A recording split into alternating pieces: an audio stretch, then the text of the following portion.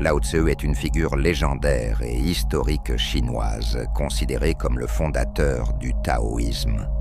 Le taoïsme est une philosophie qui nous enseigne comment vivre en harmonie avec le monde. Le mot Tao lui-même signifie la voie, le modèle et la substance de tout ce qui existe. Lao Tzu est également crédité comme l'auteur des textes les plus sacrés du taoïsme, le Tao Te Ching, qui regorge de sa sagesse remarquable et de ses messages de paix, de résilience et de cohésion, nous rappelant ce qui importe vraiment dans la vie. Il est une figure centrale de la culture chinoise, mais ses paroles peuvent s'appliquer aux gens du monde entier. Voici donc 10 leçons importantes que nous pouvons apprendre de Lao Tzu. Première leçon, ignorez le mal et il disparaîtra de lui-même. Comme l'enseigne Lao Tzu, donnez au mal rien à s'opposer et il disparaîtra de lui-même. Selon le taoïsme, nous avons tous notre corps spirituel planétaire personnel, appelé Yongshen. Il absorbe les essences précélestes et les traite, les poussant dans votre âme. Et votre âme les livre à votre corps physique, vous donnant ainsi votre plein potentiel de vie. En réalité, un taoïste se concentre principalement sur 2 choses. L'une est de renforcer et réparer le pont entre le Yongshen et eux-mêmes, ici dans le monde physique. En faisant cela, ils peuvent vivre une meilleure vie et atteindre leur plein potentiel. La deuxième partie de la cultivation taoïste consiste à conclure en rendant au Yongshen pour en recevoir plus à l'avenir. Le bien est tout ce qui suit la voie du Tao, c'est-à-dire le flux du Yongshen vers votre corps. Tout ce qui aide et suit ce que fait votre Yongshen ou vous conduit est bon. Le mal est le contraire, c'est tout ce qui oppose, arrête, interfère, traîne ou endommage votre flux du Tao. Les bonnes choses vous aident à grandir et vous renforcent. Les mauvaises choses vous détruisent ou vous brisent en morceaux et vous poussent vers la mort. Le mal ou le bien n'est pas toujours bon ou mauvais. Nous devons voir la situation dans son ensemble pour déterminer si c'est bon ou mauvais. Savoir ce qui est mal pour vous est important en tant que taoïste, car vous comprendrez alors ce qu'il ne faut pas faire pour vous-même et ce qui vous fera du mal à long terme. Si vous pouvez vivre votre vie purement et consacrer votre temps à votre propre amélioration et à celle des autres autour de vous, le mal ne pourra pas vous toucher. Cependant, le mal ne disparaît jamais et vous ne pouvez pas l'ignorer.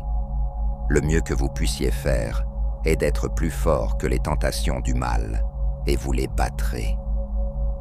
Deuxième leçon, la gentillesse et la compassion envers les autres gagnent toujours à la fin. Pour citer Lao Tzu, la gentillesse envers soi-même crée la confiance. La gentillesse dans la pensée crée la profondeur. La gentillesse en donnant crée l'amour. Il existe une belle métaphore de la vertu de la gentillesse inconditionnelle que nous pouvons apprendre de l'eau. Comme une rivière qui coule à travers la terre, elle nourrit toutes les créatures vivantes qu'elle rencontre. Toutes les plantes et les animaux bénéficient de l'eau de la rivière. Une fois son travail terminé, l'eau continue son chemin sans attendre de reconnaissance ni de louange. Quand on pratique la compassion, on gagne une grande compréhension de soi-même. Le Tao Te Ching dit que le sage met les autres avant lui-même, et en mettant les autres avant lui-même, il se place en premier. Lorsqu'on place les autres avant soi-même, en montrant de la compassion, ce qu'on en retire n'est pas seulement une profonde compréhension de la nature de la souffrance, mais aussi une profonde compréhension de sa propre nature. La pratique de la compassion aide à renforcer nos relations avec les autres et à approfondir notre connexion avec le monde dans son ensemble. Cela semble être un signe de faiblesse, mais en réalité, c'est un signe de force. Troisième leçon, soyez vous-même, sans vous soucier de ce que pensent les autres. Lao Tse dit, prendre soin de ce que pensent les autres, c'est être toujours leur prisonnier. Rien ne peut être plus chronophage et énergivore que de se préoccuper excessivement de ce que pensent les autres de nous. Il n'y a rien de mal à vouloir que les autres nous aiment ou pensent du bien de nous. Mais cela ne doit pas se faire au détriment de notre intégrité. Nous devons nous occuper des tâches de la vie et prendre nos propres décisions en fonction de nos pensées les plus élevées, et non des pensées générées par le filtre de la recherche d'approbation et de la satisfaction des autres. Si nous prenons nos décisions en fonction de nos pensées intuitives les plus élevées et que certaines personnes désapprouvent, nous ne devrions pas vraiment y prêter attention. Notre tâche dans la vie est guidée par notre propre conscience, pas par les opinions des autres dans notre cercle. Quand vous êtes en accord avec le Tao, vous faites votre travail, puis vous arrêtez. Laissez les opinions des autres de côté. Ne nagez pas à contre-courant du Tao. Allez plutôt avec le flux. Acceptez-vous, croyez en vous, car si vous le faites, vous n'aurez pas à essayer de convaincre les autres. Soyez content de vous-même, car si vous l'êtes, vous n'avez pas besoin de l'approbation des autres. Quatrième leçon. La sagesse et la force viennent de l'humilité. Comme nous l'apprenons de Lao Tse, l'homme sage est celui qui sait ce qu'il ne sait pas. Il y a une histoire dans le Liao Su, un livre de paraboles taoïstes écrit à peu près à la même époque que le Tao Te Ching. C'est l'histoire d'une paire de jumeaux. Ils se ressemblent, parlent de la même manière, appartiennent à la même famille, mais l'un est aimé, fait confiance et est promu par les autres, tandis que l'autre ne l'est pas. Il porte de plus beaux vêtements, mange de meilleurs aliments et vit dans une maison plus agréable. Le jumeau à succès traite l'autre avec une arrogance non dissimulée parce qu'il croit à tort qu'il a mérité son succès en disant « Peut-être y a-t-il juste plus en moi qu'il n'y en a en toi ». Ils rencontrent tous deux le maître Tongkol qui dit « Quand vous dites qu'un homme a plus en lui qu'un autre, vous voulez seulement dire qu'ils ne sont pas également doués. Ce que je veux dire est différent de cela. Le jumeau malchanceux a plus de valeur que de chance. Vous avez plus de chance que de valeur. Votre succès n'est pas dû à la sagesse, ni son échec à la folie. Tous deux viennent du ciel et non de l'homme. Pourtant, vous êtes présomptueux parce que vous avez plus de chance, tandis qu'il a honte bien qu'il ait plus de valeur. Aucun de vous ne perçoit que les choses doivent être comme elles sont. La vérité est que le grand pouvoir du Tao ne peut être obtenu qu'avec un grand amour et une grande humilité. On doit toujours être impeccablement humble, car c'est l'humilité qui garantit de grandes victoires sur soi-même. C'est la base des réalisations correctes dans la transformation de l'âme. Vous devez être d'accord avec le Tao complètement.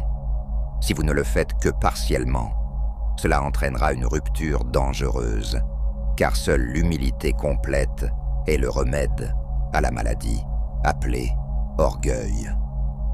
La tristesse et la colère sont les compagnons de l'orgueil, tandis que le calme et la joie sont les compagnons de l'humilité impeccable.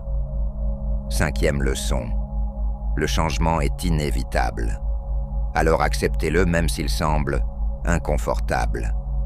Selon Lao Tse, les nouveaux départs sont souvent déguisés en fins douloureuses.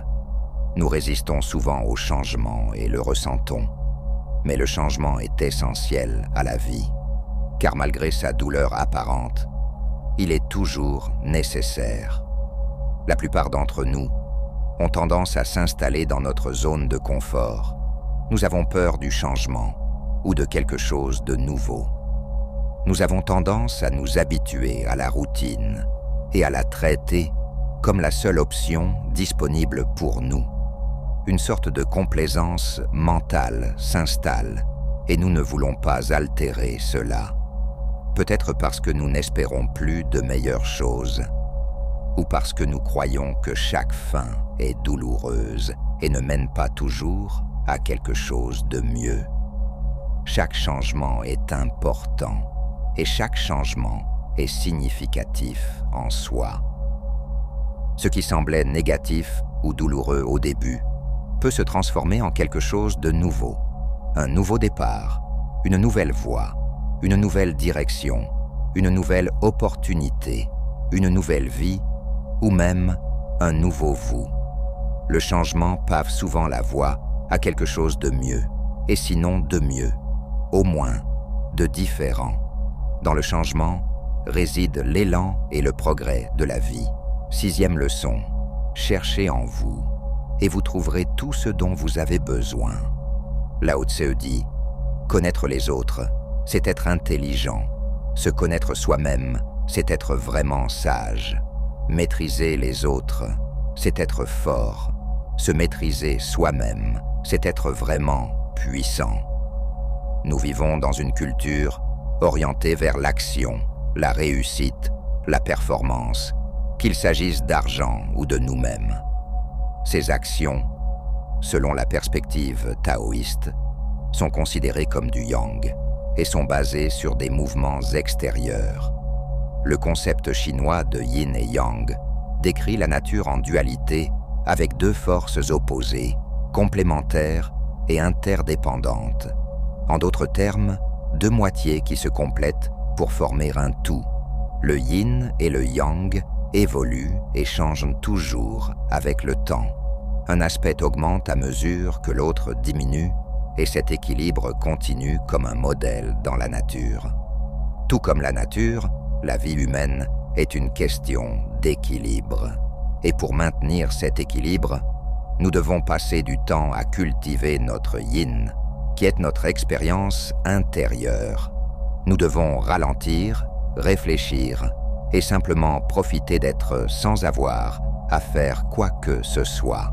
Des pratiques comme la méditation, le qigong et la pleine conscience peuvent nous aider à ralentir afin que, lorsque nous devons agir, nous disposions d'une réserve plus profonde et plus précieuse d'énergie et d'équilibre à puiser.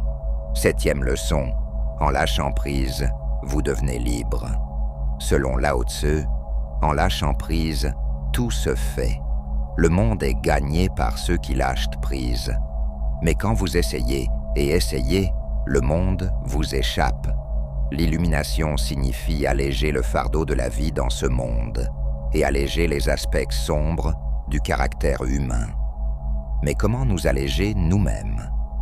Comment alléger nos fardeaux et alléger notre caractère? La clé est d'examiner nos attachements, ces choses auxquelles nous nous accrochons si fermement dans nos esprits que nous nous causons de la douleur à nous-mêmes et aux autres. Cet examen, cette auto-observation, peut commencer par la compréhension des 3 types d'attachement. L'attachement à la reconnaissance, l'attachement à la sécurité et l'attachement au contrôle. Comptez sur le pouvoir pour atteindre ce que vous voulez dire que vous ne comptez pas sur le Tao. Il est important de comprendre que développer une attitude de non-attachement ne signifie pas être insensible ou indifférent. En fait, perdre vos attachements vous rend plus libre d'ouvrir encore plus grand votre cœur. C'est comme être capable de voir le monde d'une perspective plus élevée.